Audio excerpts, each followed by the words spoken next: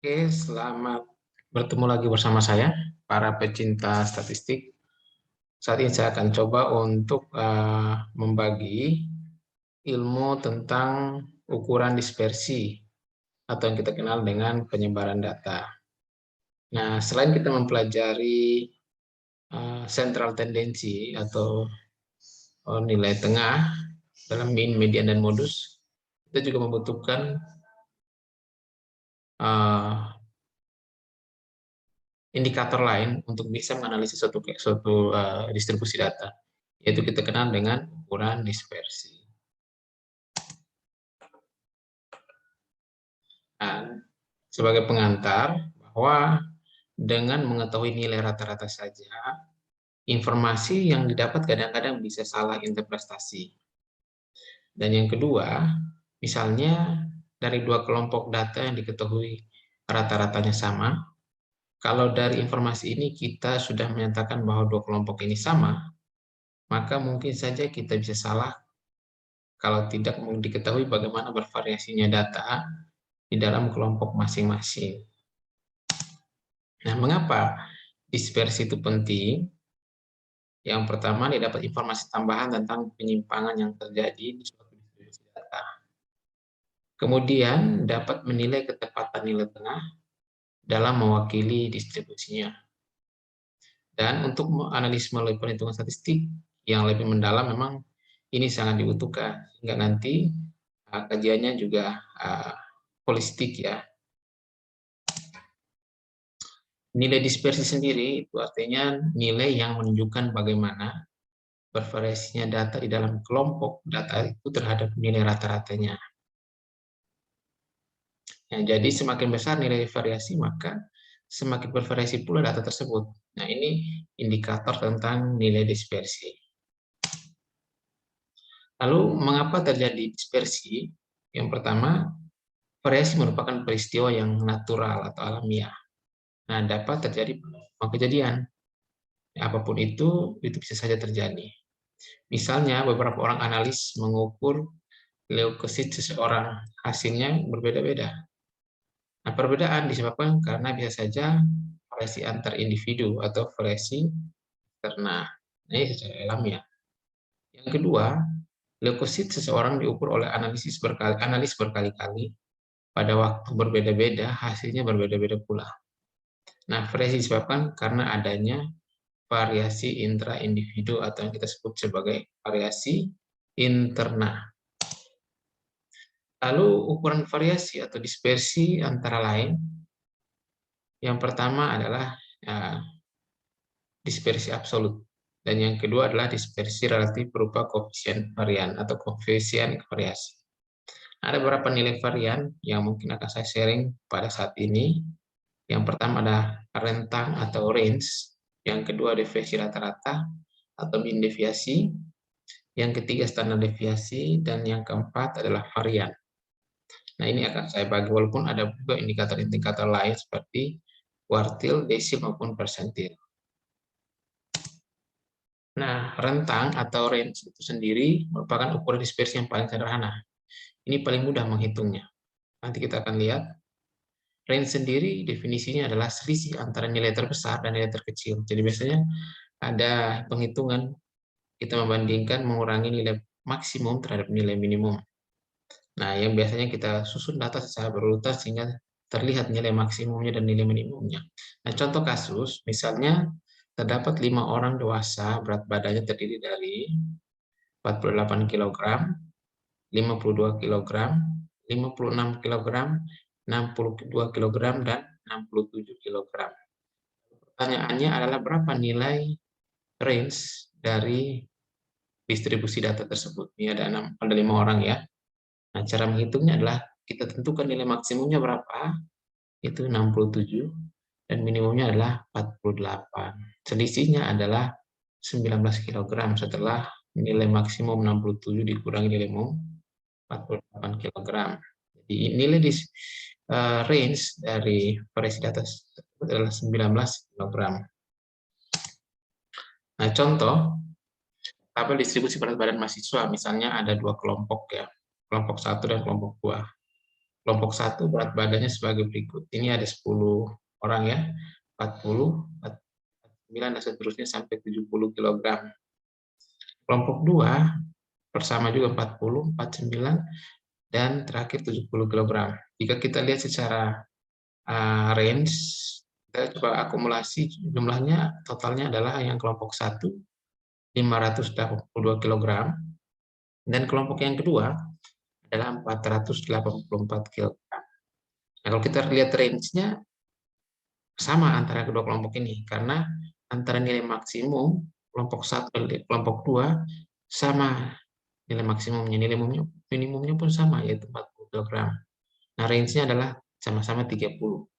Namun berbeda untuk nilai rata-ratanya. Kita saksikan, rata-ratanya adalah 58 kg, 58,2 kg untuk kelompok 1, dan 48,4 untuk kelompok 2. Artinya lebih tinggi mana rata-ratanya yang kelompok 1. Ya. Nah, rata-rata, walaupun range-nya sama. Lalu contoh kasus yang kedua, tabel distribusi nilai ujian. Misalnya nilai ujian untuk kelompok 1 adalah si A 40, B 45, 50, 55, dan 60. Dan kelompok 2 ada yang 10, 25, 55, 70, dan 90. Nah, kalau kita lihat rata-ratanya berarti 250 dibagi 5, yaitu 50, dan ini juga sama, 250 dibagi 5 hasilnya 50. Rata-ratanya sama, tapi range-nya berbeda. Semakin tinggi variasi, semakin tinggi pula nilai dispersinya. Itu kita lihat untuk kelompok 1 rata-rata kecerdasan sama, yaitu 20 nilainya, sedangkan kelompok 2 adalah 80. Nah, bisa kita lihat ya, yang tertinggi nilainya 90, yang terendah 10. 90 dikurangi 10 hasilnya 80. Sedangkan yang kelompok 1 60 dikurangi 40 hasilnya 20. Jadi terlihat sekali bahwa variasi data untuk kelompok 2 sangat tinggi, walaupun mereka rata-ratanya sama. Nah, kelompok 1 cenderung memiliki variasi data yang serupa, sama. Nah, interpretasi dari tabel nilai ujian tadi bisa kita lihat bahwa dapat dilihat nilai rata-rata kedua kelompok seolah-olah mempunyai nilai yang sama. Namun, range-nya keduanya ternyata berbeda, cukup signifikan, 20 dan 80. Kesimpulannya, bisa kita justifikasi sebagai kelompok 1 mempunyai kepandaian yang merata, dan kelompok 2 ini kepandaiannya sangat bervariasi, cukup tinggi dispersinya. Nah, yang setelah nilai range yang kedua adalah rata-rata deviasi, atau yang kita sebut dengan mean deviasi, yang seringkali disimbolkan dengan MD, yaitu rata-rata dari seluruh perbedaan pengamatan dibagi banyaknya pengamatan. Ya. Nah, untuk itu diambil nilai mutlak, yaitu rumus MD sama dengan X dikurangi dengan X bar dibagi dengan N. X dibagi X bar, ya. X bar ini ada garis di atas, dibagi dengan N. D sebagai median, sigma ini adalah keseluruhan jumlah, X adalah nilai dibagi dengan nilai min dibagi rata, dikurangi nilai min bagi nilai rata-rata, ya. Contoh min deviasi, ada 5 orang mahasiswa, contoh ya, berat badannya sebagai berikut. Si A 48 kg, si B 52, si 56, si D 62, dan si E 67. Nah, ini adalah total berat badan dari kelima orang mahasiswa, yaitu sebesar 285 kg jika diakumulasi. Lalu berapa nilai X-nya? Ini X1, 2, X3, X4, X5. Jadi ini nilai X ya, X1, X2, X3, X4, X5. Selanjutnya adalah bagaimana menghitung nilai X kurang X bar. Sesuai dengan rumus tadi ya, ini X dikurangi X bar. Nah, caranya adalah X dikurangi rata-rata. Kita hitung dulu nilai rata-ratanya berapa.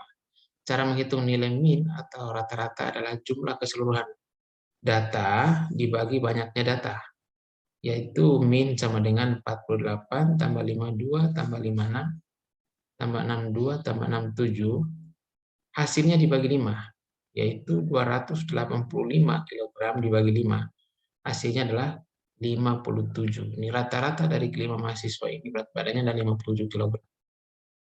Cara menghitung X bar, sudah kita dapat nilai X barnya, X kurang X bar adalah 48 X1 dikurangi 57. Nilai rata-rata hasilnya 9.